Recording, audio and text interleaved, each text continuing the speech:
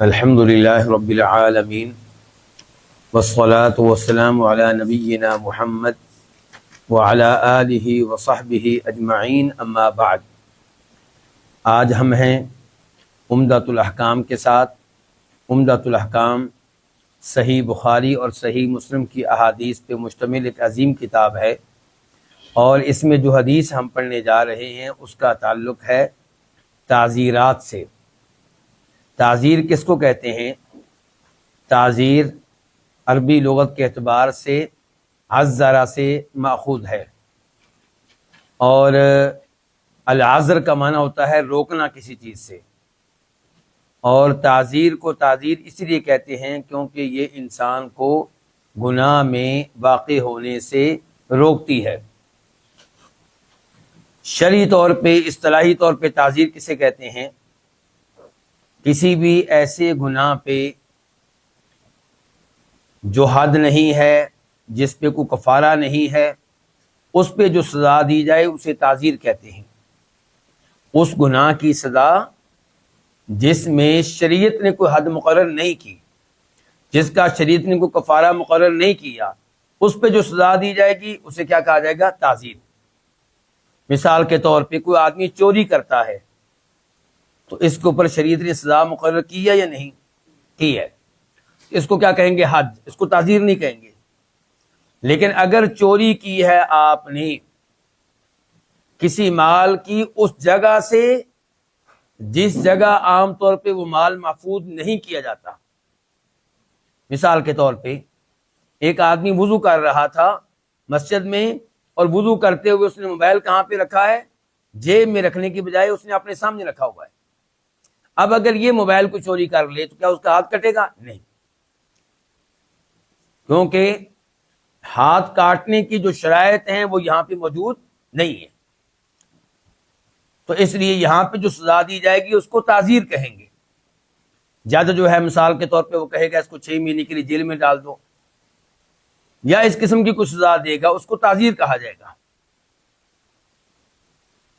مثال کے طور پہ کسی نے چوری کی ہے اور جو مال چوری کیا ہے وہ 10,000 روپے اس کی قیمت ہے، تو کیا اس کے اوپر ہاتھ کٹے گا؟ نہیں، اس کے اوپر نہیں کٹے گا، کیونکہ یہ مال جو ہے اس نصاب تک نہیں پہنچتا جس نصاب کے برابر مال کو چوری کیا جائے تو ہاتھ کٹے گا۔ تو یہاں پہ جو سزا دی جائے گی اس کو کیا کہا جائے گا؟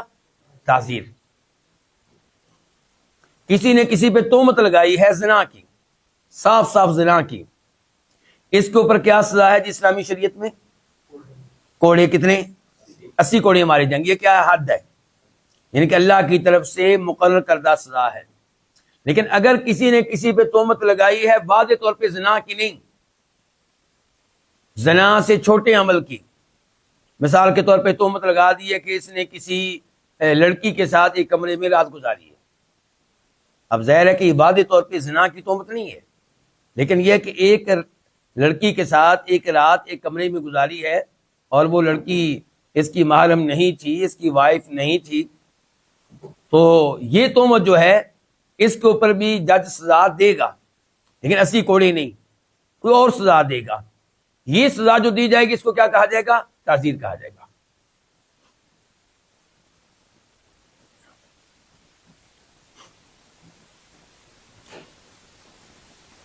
تو آج کی حدیث کا تعلق اسی موضوع سے ہے۔ حدیث نمبر ہے 354، 354۔ یہ نمبر کس چیز کا ہے؟ حدیث کے نمبر کہاں پہ؟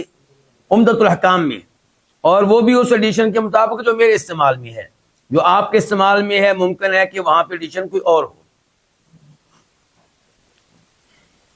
اس حدیث کے راوی ہیں ابو بردہ ہانی بن نیار البلوی الانصاری الاوسی۔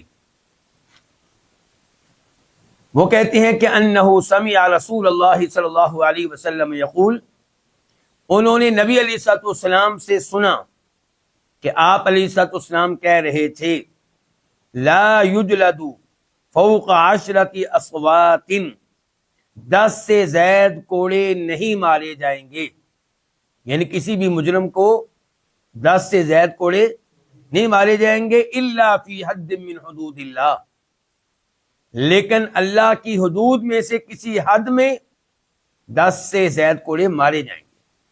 یعنی کہ اگر کوئی ایسا گناہ کرتا ہے جس گناہ پہ اللہ نے حد مقرر کر دی ہے تو وہاں پہ جو مقرر کر دی ہے اس کے مطابق سزا دی جائے گی۔ لیکن اگر کوئی ایسا جرم ہے جو حد تک نہیں پہنچتا تو وہاں پہ جو کوڑے مارے جائیں گے وہ 10 سے اوپر نہیں ہونے چاہیے۔ یہ اس حدیث کا وہ مفہوم ہے جو میں نے آپ کے سامنے رکھا ہے، جو ظاہری مفہوم ہے جو عام طور پہ لوگ جانتے ہیں، ورنہ اس حدیث کا صحیح مفہوم کیا ہے اس موضوع پہ آگے چل کر گفتگو ہوگی۔ اس حدیث کو امام بخاری نے روایت کیا، نمبر ہے حدیث کا 6848 6848، اور دوبارہ امام بخاری نے اس کو روایت کیا، نمبر ہے 6850 6850، اور امام مسلم نے اس کو روایت کیا تو اس کا نمبر ہے 1708 1708۔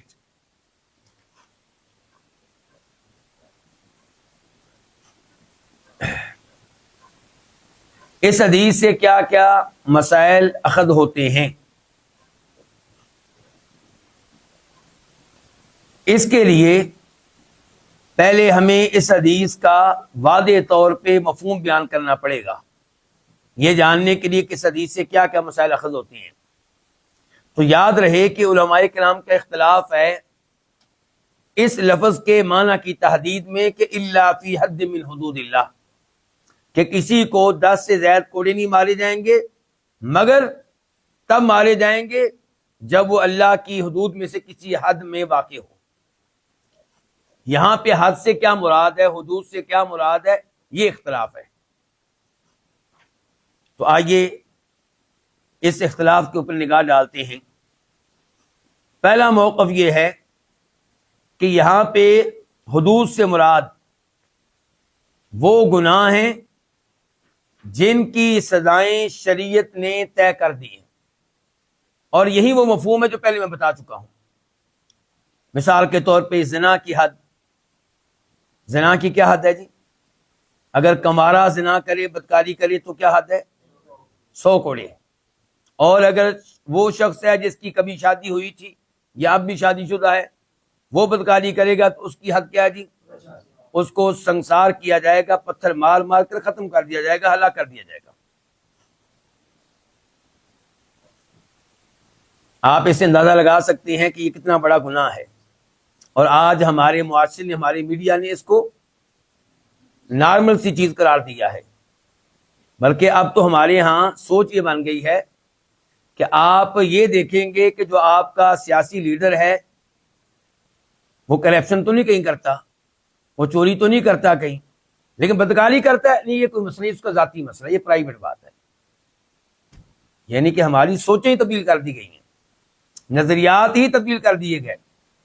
کبیرہ گناہ کا مرتکب ہو، چاہے چوری کرے چاہے بدکاری کرے، اللہ تعالیٰ کیا فرماتے ہیں؟ وَأُولَٰئِکَ هُمُ الْفَاسِقُونَ، یہ فاسق ہیں، یہ مجرم ہیں، ان کی تو کورٹ میں گواہی نہیں سنی جائے گی۔ لیکن ہم کسی کے اوپر بھی، کوئی بھی سیاسی لیڈر ہو، کسی قسم کی تہمت لگانے کے قائل نہیں ہے، نہ چوری کی نہ بدکاری کی، کیونکہ شریعت نے اس کے اصول طے کر رکھے ہیں۔ لیکن میں ویسے ایک تصویر دکھائی ہے، آپ کے سامنے رکھی ہے کہ ہمارا معاشرہ کیا کر رہا ہے، ہمارا میڈیا کیا کردار ادا کر رہا ہے۔ تو یہ تھا پہلا مفہوم کہ یہاں پہ حدود سے مراد وہ گناہ ہیں جن کی سزائیں خود شریعت نے طے کر دی ہیں، مقرر کر دی ہیں۔ زنا کی مثال دی میں نے، ایسے ہی تہمت کسی پہ لگانا، بدکاری کی، چوری کرنا وغیرہ۔ یہ جو مفہوم ہے اس کے لحاظ سے اگر کوئی آدمی کسی جرم کا ارتکاب کرتا ہے اور وہ جرم حدود میں سے نہیں ہے، اس کی جج جب سزا دے گا تو وہ سزا 10 کوڑوں سے زیادہ نہیں ہونی چاہیے۔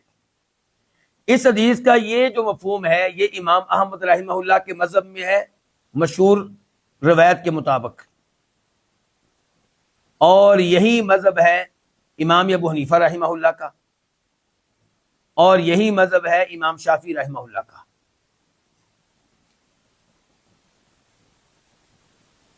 دوسرا موقف کہ یہاں پہ حدود سے مراد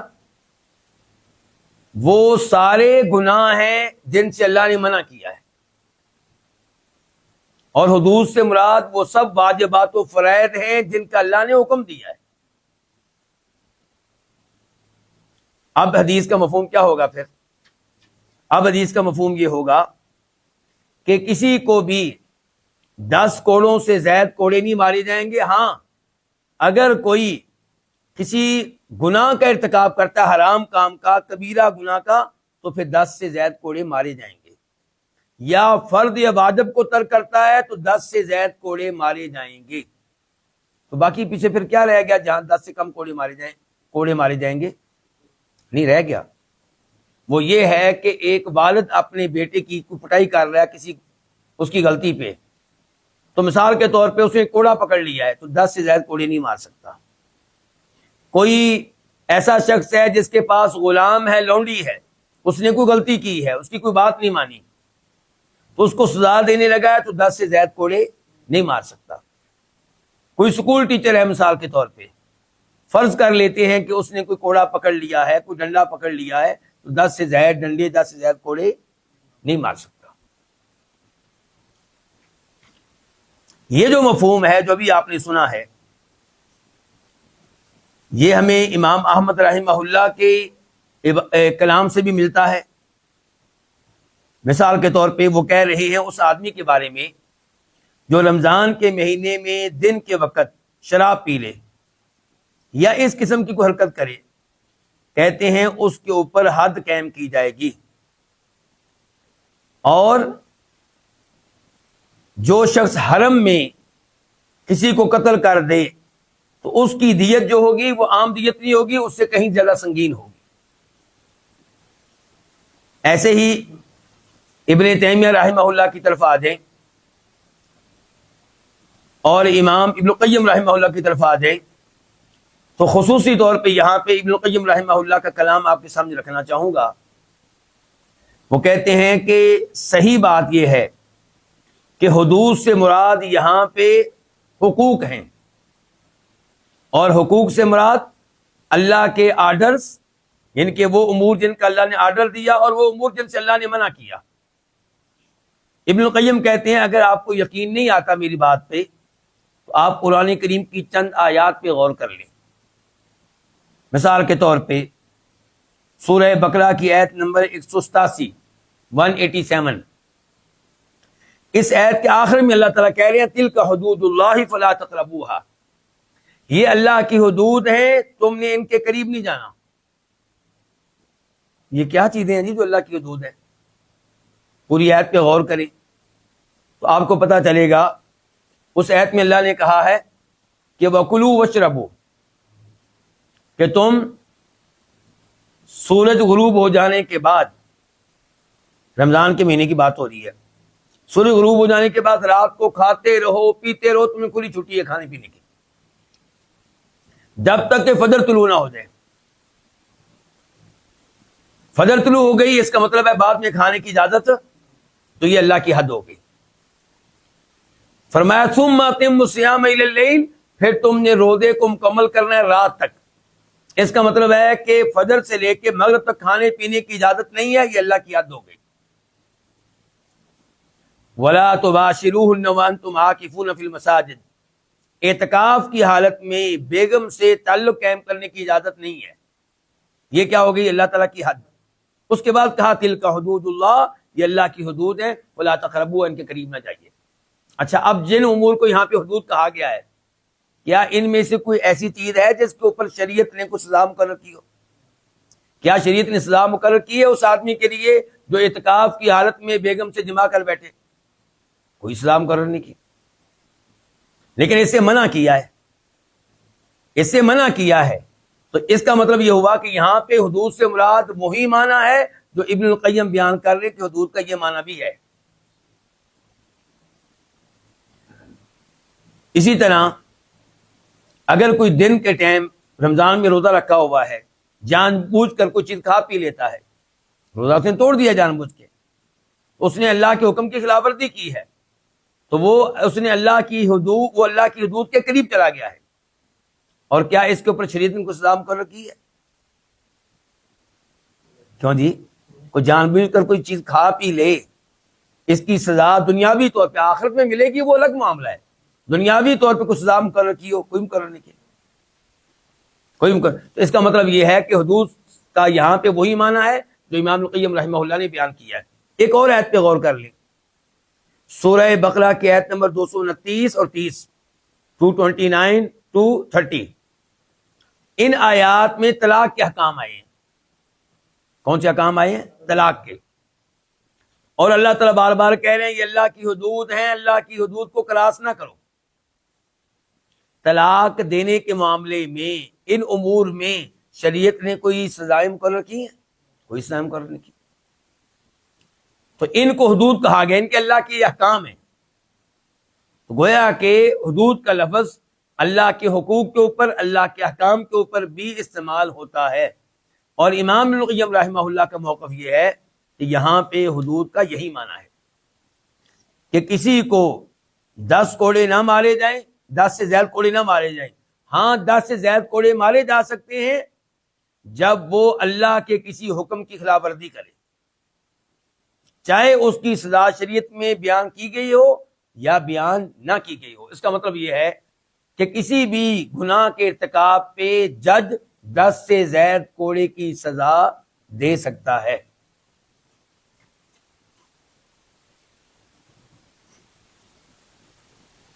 یہ دیکھیں اب امام القیم رحمہ اللہ کے موقف کی تائید میں امام مالک کا قول۔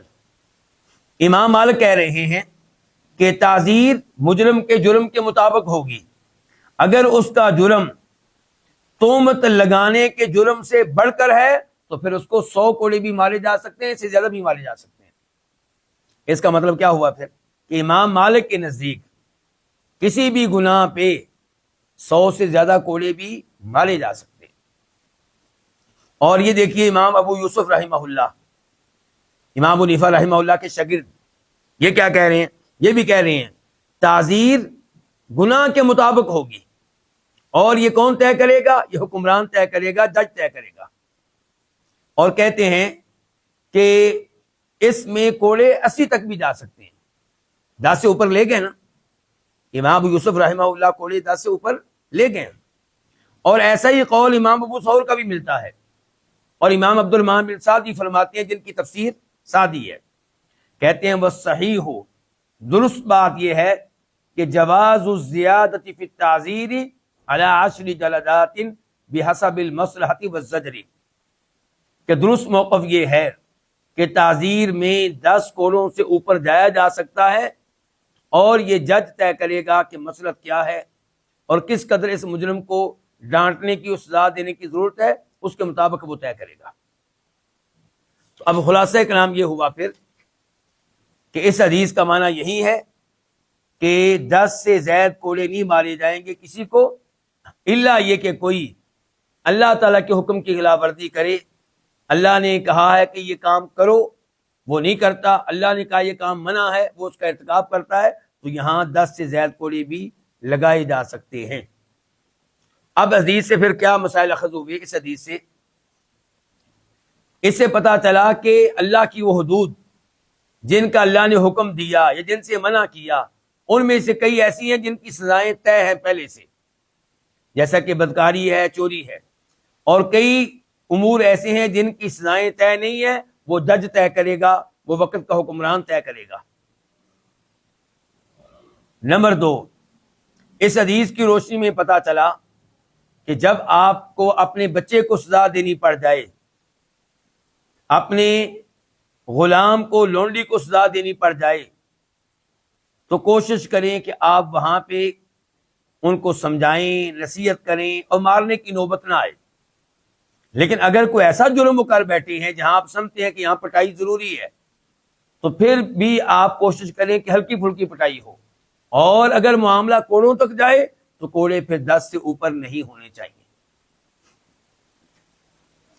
اور تیسرے نمبر پہ اس حدیث سے پتا چلا کہ 10 سے اوپر کوڑے مارنا یہ حرام ہے، کیونکہ جب کسی کام سے شریعت منع کر دے تو اصول یہ ہے کہ وہ ممانعت تحریم کے لیے ہوتی ہے، حرمت کے لیے ہوتی ہے۔ اب ہم آتے ہیں اگلی حدیث کی طرف۔ اور یہ ہے حدیث نمبر 355، 355 اور 356۔ لیکن اس سے پہلے وضاحت کرنا ہوگی کہ اب کون سی کتاب شروع ہو رہی ہے۔ کتاب جو ہم پڑھ رہے ہیں کون سی ہے؟ عمدۃ الاحکام۔ لیکن عمدۃ الاحکام میں بھی اندرونی طور پہ کئی کتب ہیں۔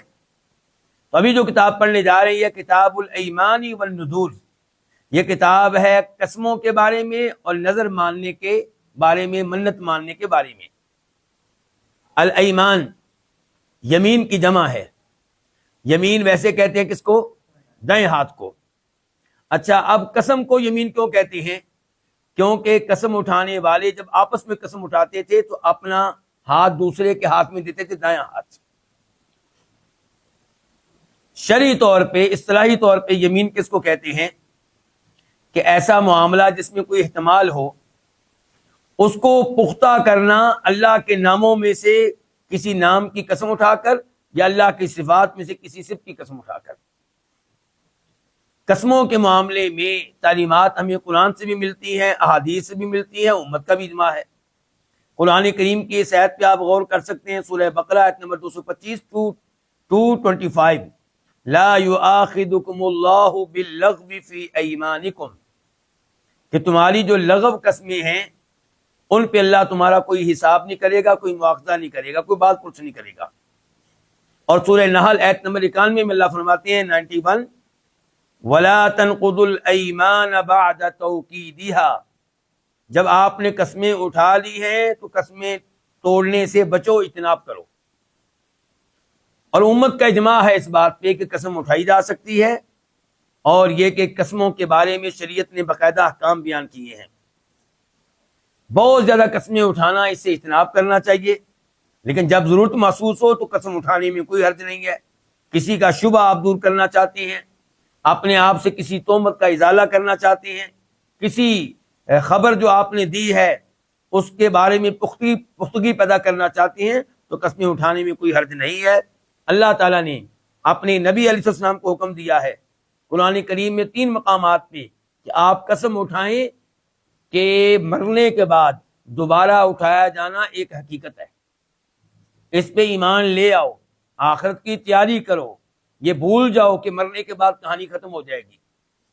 مثال کے طور پہ اللہ تعالیٰ کہتے ہیں سورہ یونس میں آیت نمبر 53 وَيَسْتَنْبِئُونَكَ حَقٌّ هُوَ قُلْ إِي وَرَبِّي، کہ یہ آپ سے سوال کرتے ہیں، آپ سے معلومات لیتے ہیں اور کہتے ہیں کہ کیا یہ حقیقت ہے کہ ہمیں دوبارہ اٹھایا جائے گا، ہمارا حساب کتاب ہوگا؟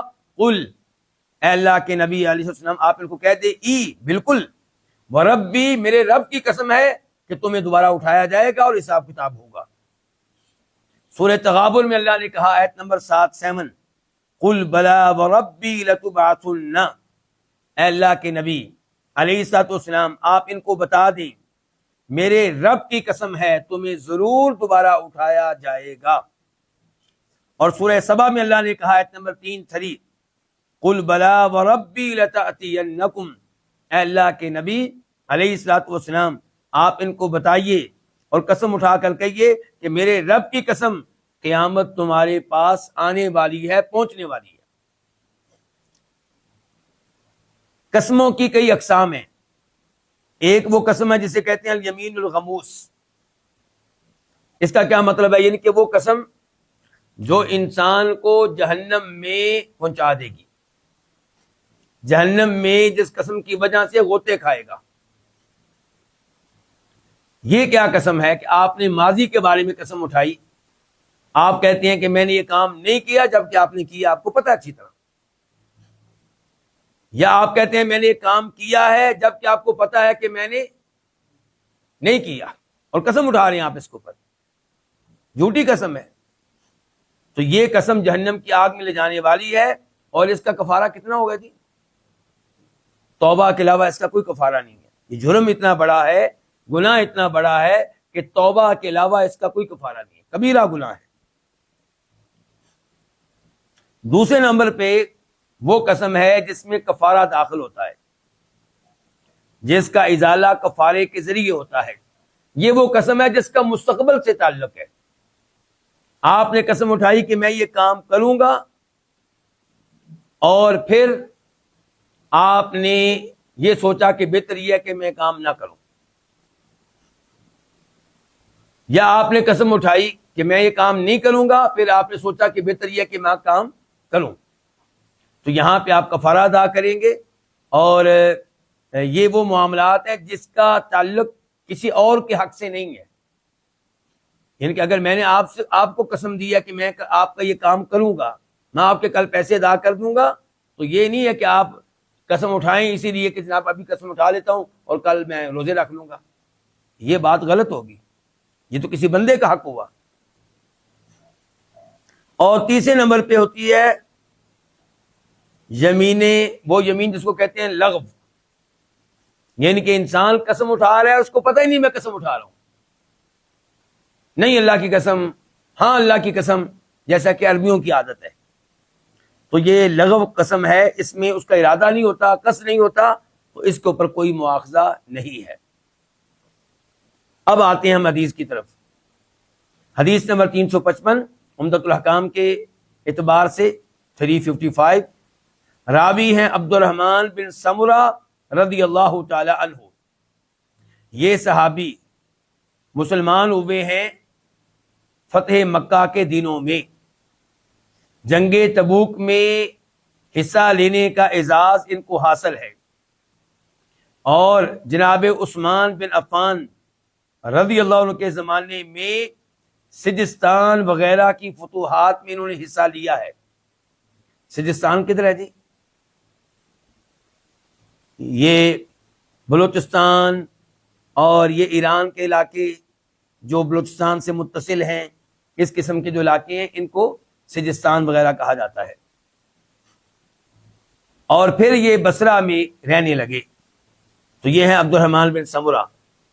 یہ کہتے ہیں کہ قال رسول اللہ صلی اللہ علیہ وسلم، فرمایا نبی علیہ الصلوۃ والسلام نے، یا عبد الرحمن ابن سمرہ، سمرہ کے بیٹے عبد الرحمن، لا تسأل الامارہ، امارت کا سوال نہ کرنا، حکومتی عہدے کا سوال نہ کرنا، یعنی کہ وزیر اعظم بننے کا سوال نہ کرنا، یہ نہ کہنا کہ میں وزیر اعظم بننا چاہتا ہوں، میں وزیر اعلیٰ بننا چاہتا ہوں، میں چیف منسٹر بننا چاہتا ہوں، میں منسٹر بننا چاہتا ہوں، نہ عہدہ نہ مانگنا۔ لا تسأل الامارہ، امارت کا سوال نہ کرنا، گورنری کا سوال نہ کرنا، حکومتی عہدے کا سوال نہ کرنا۔ فَإِنَّكَ إِنْ أُعْطِيتَهَا عَنْ مَسْأَلَةٍ وُكِلْتَ إِلَيْهَا، کیونکہ اگر تجھے یہ عہدہ دیا گیا مانگنے کی وجہ سے، تو تجھے اس عہدے کے سپرد کر دیا جائے گا۔ کیا مطلب؟ اللہ کی مدد سے محروم رہو گے، اللہ اس ذمہ داری کو ادا کرنے کے معاملے میں تمہاری مدد نہیں کرے گا۔ وَإِنْ أُعْطِيتَهَا عَنْ غَيْرِ مَسْأَلَةٍ، اور اگر تمہیں یہ عہدہ دیا گیا، یہ حکومت دی گئی بغیر مانگنے کے، اُعِنْتَ عَلَيْهَا، تب تمہاری مدد کی جائے گی۔ کون کرے گا؟ اللہ تعالی۔ وَإِذَا حَلَفْتَ عَلَى يَمِينٍ، اور جب تو کسی چیز پہ قسم اٹھائے، فَرَأَيْتَ غَيْرَهَا خَيْرًا مِنْهَا، پھر تو دیکھے کہ جس چیز پہ تو نے قسم اٹھائی ہے اس کے علاوہ معاملہ اس سے بہتر ہے، فَكَفِّرْ عَنْ يَمِينِكَ، اپنی قسم کا کفارہ ادا کر دو، وَأْتِ الَّذِي هُوَ خَيْرٌ، اور وہ کام کرو جو بہتر ہے، یعنی کہ اپنی قسم کو کیا کرو؟ توڑ دو۔ اس حدیث کو روایت کیا امام بخاری رحمہ اللہ نے کئی بار۔ مثال کے طور پہ پہلی بار امام بخاری روایت کرتے ہیں اور اس کا نمبر ہے 6622، 6622، کتاب ہے کتاب الایمان والنذور۔ صحیح بخاری میں اندرونی کتاب کیا ہے؟ کتاب الایمان والنذور، قسمیں اٹھانے کے بارے میں کتاب اور نظر ماننے کے بارے میں کتاب، اور اس میں باب کیا ہے؟ باب قولہ تعالی لا یؤاخذکم اللہ باللغو فی ایمانکم، یہ باب ہے اللہ کے اس فرمان کے بارے میں کہ اللہ تمہاری لغو قسموں پہ تمہارا مواخذہ نہیں کرے گا، اللہ تمہارا مواخذہ کرے گا ان قسموں پہ جو تم نے سوچ سمجھ کر اٹھائی ہیں۔ پھر امام بخاری اس حدیث کو دوبارہ لے کر آئے، اس بار نمبر ہے 6722، 6722، اور کتاب ہے کتاب کفارات الایمان، قسموں کے کفارے کے بارے میں کتاب ہے. اور باب کیا ہے؟ باب ہے باب الکفارۃ قبل الحنث و بعدہ، کہ آپ قسم کا کفارہ قسم توڑنے سے پہلے بھی ادا کر سکتے ہیں اور قسم توڑنے کے بعد بھی. یعنی کہ آپ نے قسم اٹھائی تھی کہ میں آئندہ اپنی والدہ سے بات نہیں کروں گا، والدہ کا بائیکاٹ، کیا آپ اس قسم کو برقرار رکھنا چاہیے؟ نہیں، اس قسم کو توڑنا واجب ہے. سوال یہ ہے کہ توڑنے سے پہلے کفارہ ادا کریں کہ بعد میں؟ امام بخاری نے اس کے اوپر باب قائم کیا ہے کہ کفارہ آپ قسم توڑنے سے پہلے بھی ادا کر سکتے ہیں اور بعد میں. پھر امام بخاری اس حدیث کو تیسری بار لے کر آئے.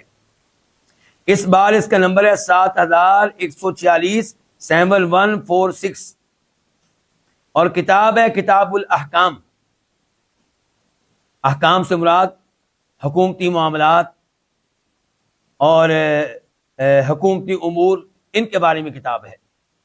اور اس میں باب کیا ہے؟ باب من لم يسأل الامارۃ اعانہ اللہ علیہا، کہ جو حکومتی عہدہ نہیں مانگے گا اللہ تعالیٰ اس عہدے کے معاملے میں مدد کرے گا. پھر امام بخاری اس حدیث کو لے کر آئے چوتھی بار، اور نمبر ہے 7147 7147، اور کتاب وہی ہے کتاب الاحکام جو پہلے تھی. اور باب ہے باب من سأل الامارۃ وکیل الیہا، جو حکومتی عہدہ مانگے گا، گورنری مانگے گا، منسٹری مانگے گا، اس کو اس عہدے کے سپرد کر دیا جائے گا، یعنی کہ اللہ کی مدد سے معلوم رہے گا. امام مسلم بھی اس حدیث کو لے کر آئے ہیں، اور وہاں پہ نمبر ہے 1652 1652. اچھا، آپ علماء کرام سے ایک سوال ہے، ویسے میں نے پہلے بھی کئی دفعہ اس کی وضاحت کی ہے، کہ جب مسلم شریف کی باری آتی تو ہم نہیں بیان کرتے کہ اندرونی کتاب کون سی ہے اور باب کون سا قائم کیا گیا ہے. بخاری شریف کی باری آتی ہے تو ہم کتاب بھی بیان کرتے ہیں، ابواب بھی بیان کرتے ہیں. یہ کیا معاملہ ہے؟ جی ہاں، بالکل آپ نے صحیح جواب دیا ہے، ماشاءاللہ، اللہ آپ کے علم و عمل میں برکتیں ڈالے، کہ امام مسلم رحمہ اللہ نے احادیث جمع کی ہیں لیکن ابواب قائم نہیں کیے. امام اسی لیے کہتے ہیں کہ صحیح بخاری جو ہے وہ حدیث کی کتاب بھی ہے اور فقہ کی کتاب بھی ہے. اس میں آپ کو فقاہت بھی ملے گی، احادیث کا علم بھی ملے گا، اور صحیح مسلم میں آپ کو احادیث کا علم ملے گا، فقاہت نہیں ملے گی.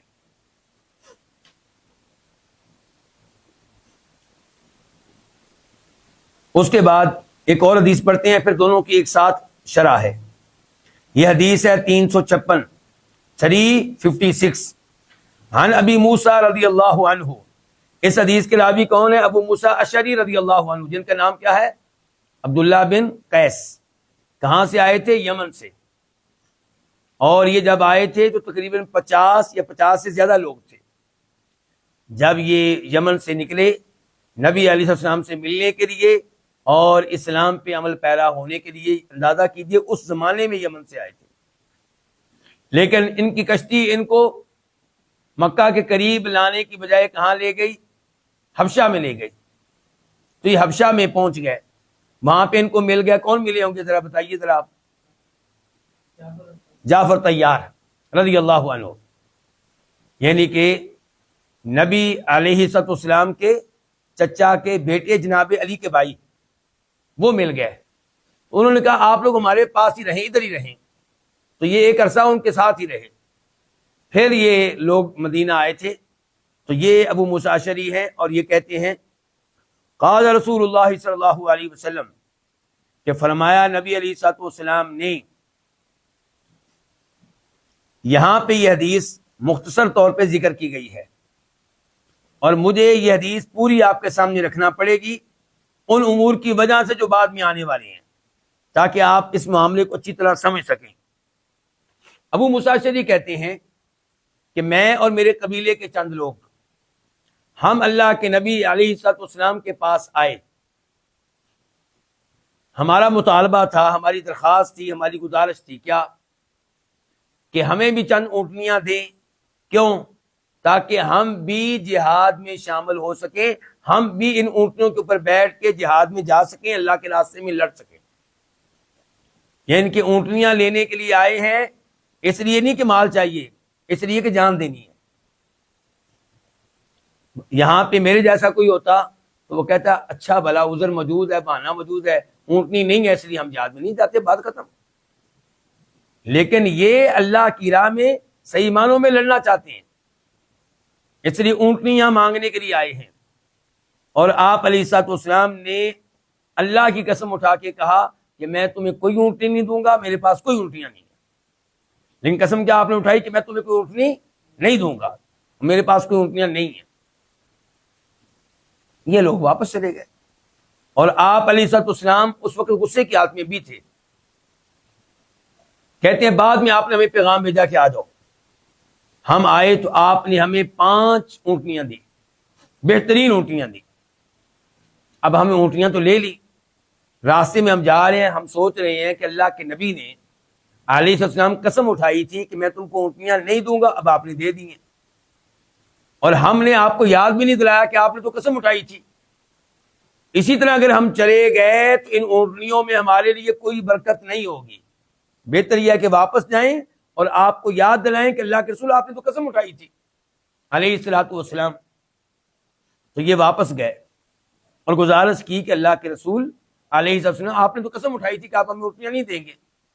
تو تب آپ نے یہ حدیث بیان کی تھی جو ابھی ہمارے سامنے ہے۔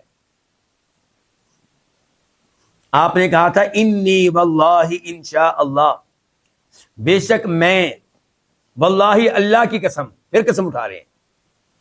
پہلے قسم اٹھائی تھی تمہیں اونٹنیاں نہیں دوں گا، اب ایک اور قسم اٹھا رہے ہیں، بے شک میں اللہ کی قسم، انشاءاللہ، اگر اللہ کی مشیت ہو، قسم کے ساتھ استثناء بھی کر رہے ہیں، یعنی کہ میں اللہ کی قسم، اگر اللہ چاہے، اگر اللہ کی مشیت ہو تو لا احلف علی یمین، میں کسی چیز پہ قسم نہیں اٹھاتا، فأرى غیرہا خیرا منہا، پھر میں دیکھتا ہوں کہ اس قسم کا علاوہ جو معاملہ ہے وہ اس سے بہتر ہے، الا مگر اتیت الذی هو خیر، میں وہ کام پھر کرتا ہوں جو بہتر ہے، وتحللتها، اور قسم کا کفارہ ادا کر دیتا ہوں، قسم کو توڑ دیتا ہوں، کفارہ ادا کرتا ہوں۔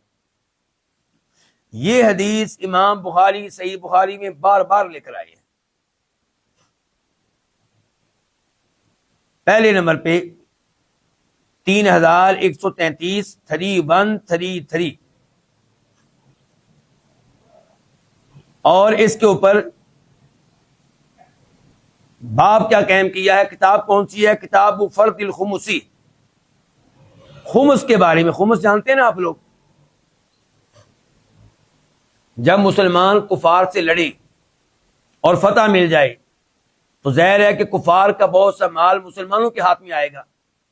اب یہ مال لڑنے والے مجاہدین میں تقسیم کیا جائے گا، 4 حصے ان کو دیے جائیں گے۔ 4 کتنے میں سے؟ 5 میں سے، اور 5واں جو ہے وہ ان کو نہیں ملے گا۔ اس 5ویں کو کیا کہیں گے؟ خمس، 5واں حصہ، ٹوٹل میں سے 5واں حصہ۔ یہ 5واں حصہ ان کو نہیں دیا جائے گا، پھر یہ کہاں جائے گا؟ یہ اللہ نے بیان کیا ہے 10ویں سپارے کے شروع میں، پہلی آیت، وَاعْلَمُوا أَنَّمَا غَنِمْتُم مِّن شَيْءٍ فَأَنَّ لِلَّهِ خُمُسَهُ وَلِلرَّسُولِ وَلِذِي الْقُرْبَى وَالْيَتَامَى وَالْمَسَاكِينِ وَابْنِ السَّبِيلِ، کہ 5واں حصہ کس کا ہے؟ نمبر 1 اللہ کا، اور اللہ کا نام لیا گیا تبرک کے طور پہ، ورنہ یعنی کہ اللہ کو نہیں دیا جائے گا۔ وَلِلرَّسُولِ، پہلا حصہ ہے رسول کا علیہ السلام، اور جب اللہ کے رسول نہیں ہے تو وقت کا حکمران۔ اس کے بعد کون؟ وَلِذِي الْقُرْبَى، دوسرے نمبر پہ اس 5ویں کا دوسرا حصہ ملے گا نبی علیہ السلام کے رشتہ داروں کو، آل بیت کو، یعنی کہ آپ کی بیویوں کو اگر وہ حیات ہوں، آپ کی اولاد کو اگر وہ زندہ ہوں، اور تیسرے نمبر پہ کون؟ آپ کے دادا کی اولاد میں سے کوئی بھی جو مسلمان ہے توحید کے اوپر ہے۔ اس کے بعد تیسرے نمبر پہ یتیموں کو، چوتھے نمبر پہ مساکین، اور 5ویں نمبر پہ مسافر۔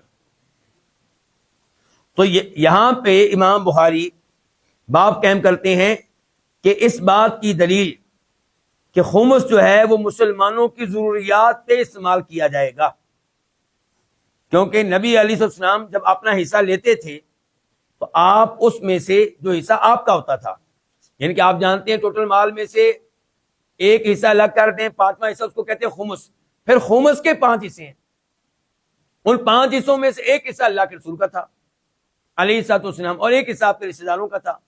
تو آپ علیہ السلام جو اپنا حصہ رکھتے تھے اس میں سے آپ خرچہ نکال لیتے پورے سال کا اپنی بیویوں کا، اور باقی مال آپ مسلمانوں کی ضروریات پہ لگا دیا کرتے تھے. تو یہاں پہ یہی چیز ثابت کی ہے امام بخاری نے. گویا کہ امام بخاری کہنا چاہتے ہیں کہ یہ اونٹنیاں جو نبی علیہ الصلوۃ والسلام ابو موسیٰ اشعری کے لوگوں کے ساتھیوں کو دے رہے ہیں، یہ خمس میں سے ہیں.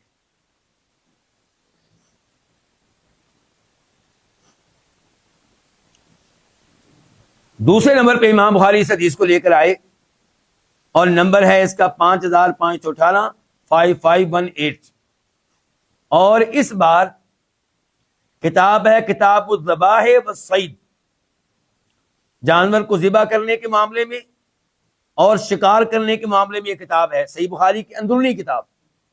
اور باب ہے اس کے اوپر باب لحم الدجاج، مرغی کا گوشت کھانے کے بارے میں یہ باب ہے.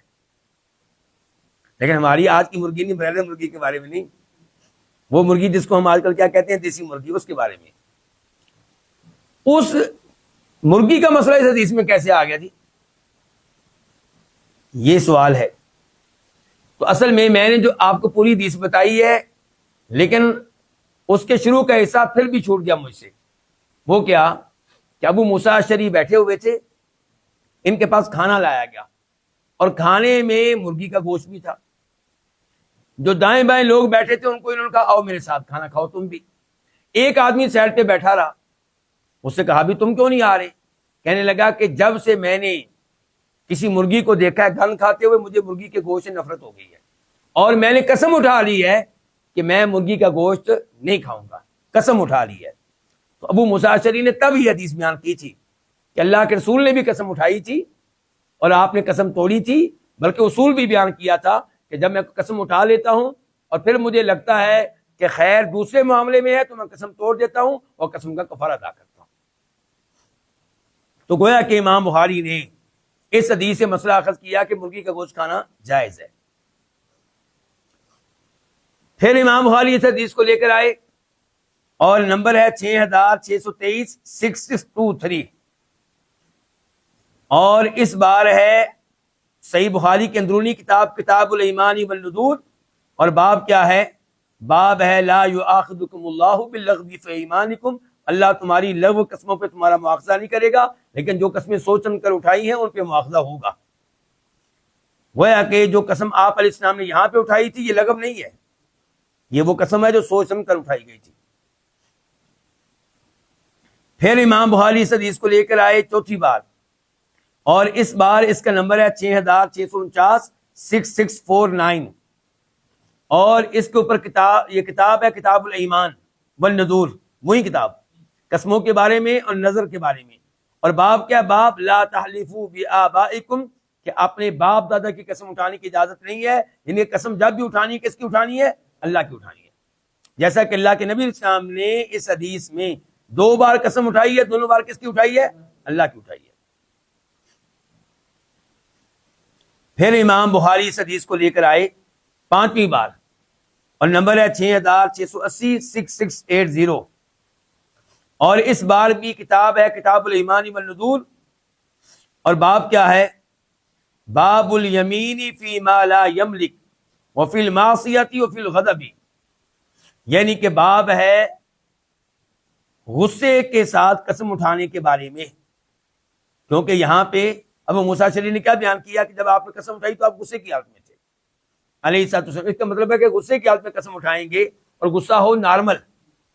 ایک ہے وہ غصہ کہ جس میں آپ اس قدر آپ پہ سے باہر ہیں کہ آپ کو پتہ ہی نہیں کہ آپ نے کیا کیا ہے غصے کی حالت میں، لوگ بتا رہے ہیں کہ آپ نے یہ کیا ہے.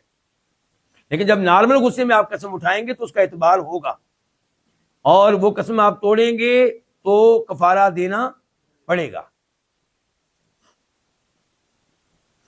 پھر امام بخاری اس حدیث کو لے کر آئے، اور اس بار نمبر ہے 6718 6718، اور اس بار کتاب ہے کتاب کفارات الایمان، قسموں کے کفاروں کے بارے میں کتاب ہے. اور باب کیا؟ باب الاستثناء فی الیمینی، کہ قسم اٹھا کر انشاءاللہ کہہ دینا. تو اس کا فائدہ ہوگا کہ نہیں ہوگا؟ جواب یہ کہ فائدہ ہوگا. اگر آپ کہتے ہیں کہ انشاءاللہ اللہ کی قسم میں کل آپ کو موبائل لا کر دے دوں گا، پھر آپ لا کر نہیں دے سکے تو کیا کفارہ پڑے گا؟ نہیں پڑے گا، کیونکہ انشاءاللہ ساتھ کہہ دیا تھا آپ. لیکن یہ نہیں کہ انشاءاللہ دل میں کہیں اور اس کے ساتھ فراڈ کریں. نہیں، جب معاملہ کسی کے ساتھ ہے تو جیسے قسم آپ واضح انداز میں اٹھا رہے ہیں تو انشاءاللہ بھی واضح انداز میں کہیں. پھر امام بخاری اس حدیث کو لے کر آئے اور نمبر ہے 6721 6721، اور کتاب ہے کتاب کفارت الایمان، اور باب ہے باب الکفارت قبل الحنث و بعدہ، کہ آپ قسم توڑنے کے موقع پہ، قسم توڑنے سے پہلے بھی کفارہ ادا کر سکتے ہیں اور بعد میں بھی. اب دیکھتے ہیں کہ اس حدیث سے کیا کیا مسائل اخذ ہوئے. اکثر کا تذکرہ ہو چکا ہے لیکن بہرحال دوبارہ پھر تذکرہ کرنا پڑے گا یہ واضح کرنے کے لیے کہ اس حدیث سے کیا کیا مسائل اخذ ہوئے. نمبر 1 کہ عہدہ مانگنا، گورنری مانگنا، حکومتی عہدہ مانگنا یہ ناپسندیدہ ہے، اور اس سے مراد تمام حکومتی عہدے ہیں، کیونکہ نبی علیہ السلام دوسری حدیث میں فرماتے ہیں کہ جو قضا مانگے، کیا مطلب؟ جج بننے کا مطالبہ کرے، تو وہ جج بن بھی گیا تو اس کو اس کے نفس کے حوالے کر دیا جائے، ان کے اللہ کی مدد سے محروم رہے گا. اور جس کو اس میں مجبور کیا گیا اور اس کو گورنر بننا پڑ گیا تو اللہ تعالیٰ ایک فرشتہ اتارے گا جو اس کی مدد کرتا رہے گا.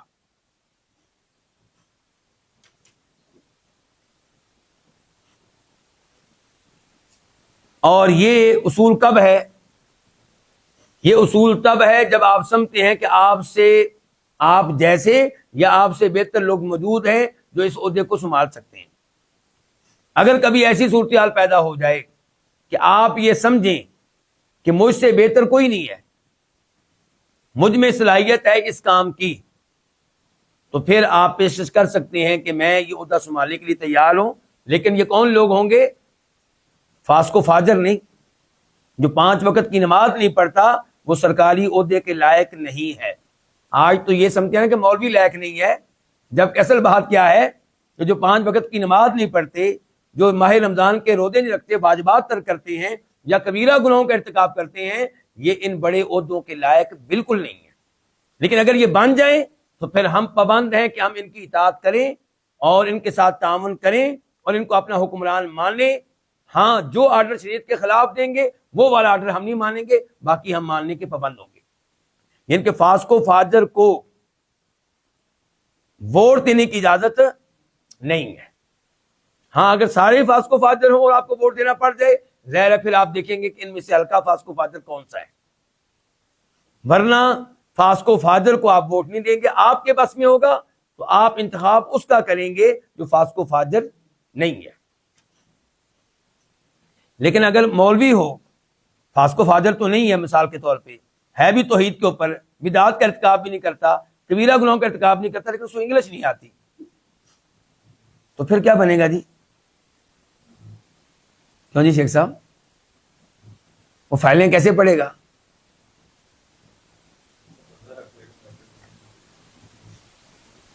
کتنے بندے آپ کو چاہیے فائلیں پڑھنے کے لیے؟ ایک بات. دوسرے نمبر پہ یہ آرڈر کیوں نہیں دیا جا سکتا کہ آئندہ وہی زبان استعمال کی جائے گی جو پبلک کی زبان ہے؟ وہ زبان استعمال نہیں کی جائے گی جو صرف 2%، 3% لوگوں کی زبان ہے، بلکہ وہی زبان استعمال ہوگی جو پبلک کی زبان ہے. ہم نے تو یہاں اپنی پبلک کو مصیبت میں ڈالا ہوا ہے، اپنے بچے کو. وہ عربی سیکھنے کا بھی پابند ہے دین کی وجہ سے، اسے انگلش بھی سیکھنی ہے، وہ اردو بھی سیکھے گا، وہ پنجابی یا پشتو بھی سیکھے گا. ہم نے تو مصیبت میں ڈالا ہوا اپنے بچے کو. یعنی کہ یہاں پہ صورتحال یہ ہے کہ آپ کے گاؤں کا بچہ یا نوجوان ہاسپٹل میں چلا جائے، اس کو کچھ پتہ نہیں کہ یہ کون ہے، یہ کون سا شعبہ ہے، یہ کون سا ڈاکٹر ہے، اس کا کیا کام ہے، اور ڈاکٹر صاحب نے جو اس کا علاج لکھا ہے اس کو کوئی پتہ نہیں اس نے میرے لیے کیا لکھا ہے، زہر لکھی ہے یا کیا لکھا ہے اس نے. دیگر ممالک میں آرڈر دیا جا رہا ہے کہ ڈاکٹر جو ہے کون سی زبان استعمال کرے گا جو پبلک جانتی ہے اور صاف صاف لکھے گا، صاف صاف لکھے گا. لیکن یہاں پہ تو جناب والا اسی کو بڑا ڈاکٹر سمجھا جاتا ہے جس کی لکھائی سمجھ میں نہ آئے.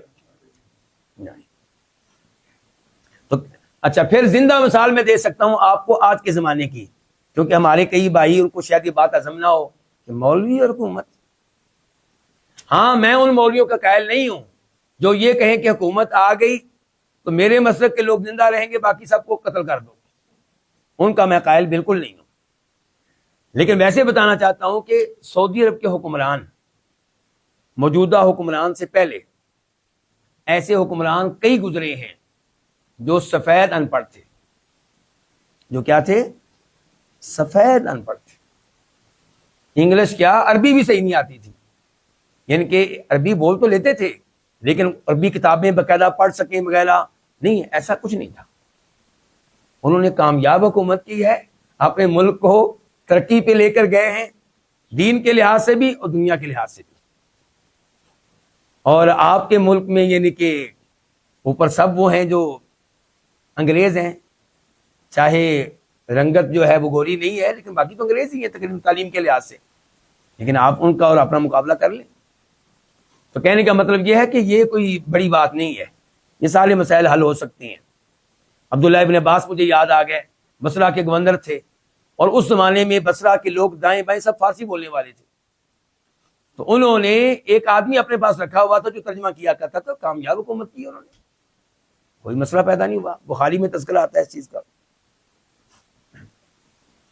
وقت چونکہ ہو رہا ہے تیزی سے میں چاند ایک مسائل ذکر کر دوں. دوسرے نمبر پہ اس حدیث سے مسئلہ معلوم ہوا کہ اگر آپ کے پاس حکومتی عہدہ آئے آپ کے مانگے بغیر اور آپ اس کی صلاحیت رکھتے ہوں تو پھر آپ وہ عہدہ لے لیں اور اللہ رب العزت آپ کی مدد کرے گا، اور آپ اللہ سے مدد مانگتے بھی رہیں، توفیق مانگتے بھی رہیں. تیسرے نمبر پہ اس حدیث سے پتا چلا کہ جب آپ قسم اٹھا لیں کہ میں یہ کام کروں گا یا قسم اٹھانے میں یہ کام نہیں کروں گا، پھر پتا چلے کہ خیر اس معاملے میں نہیں ہے جس پہ آپ نے قسم اٹھائی ہے بلکہ اس کے الٹ معاملے میں ہے، تو آپ پھر کیا کریں؟ قسم کو توڑ دیں اور کفارہ ادا کریں.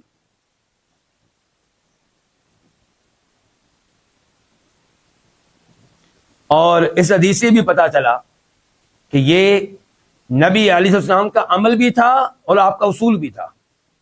یعنی کہ آپ عمل بھی اسی پہ کرتے رہے، لوگوں کو اصول بھی یہی بتاتے رہے. یہیں پہ آج کے درس کا اختتام کرتے ہیں. اللہ رب العزت سے اس دعا کے ساتھ کہ اللہ تعالیٰ اسی انداز سے ہمیں احادیث پڑھنے کی توفیق عنایت فرمائے اور ان پہ عمل پیرا ہونے کی توفیق دے. وآخر دعوانا الحمدللہ رب العالمین.